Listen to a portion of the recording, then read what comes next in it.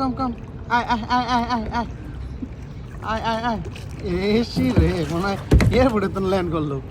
এই যে এরকম একটা ওয়েদারে আপনারা যদি অল্প তেলে করকরা ভাজা চান তাহলে আসতে পারেন। এইটা হচ্ছে আপনার ওই শাহ আলমের ভিতরেই সেকশন আম্বাবলাস, যেটা হলো সেকশন 14। তো সালাঙ্গর শাহ আলম ওই একই। যাই হোক, এইটা হচ্ছে একটা লেক, আর এই লেকের মাঝে ছোট ছোট নৌকা নিয়ে আপনারা খুব এনজয় করতে পারবেন। এই দেখতে পাচ্ছেন যে আমরা সবাই এখানে বৈশা বা এই নৌকা নিয়ে বের হয়েছি। এটা খুব একটা এনজয় মোমেন্ট থাকবে আর কি। একটা মানুষের অল্প সময়তে যেই এনজয়টা পাওয়ার কথা, এটা আপনারা প্রপারলি পাওয়া যাবেন। এখানে আসাটা খুব সহজ।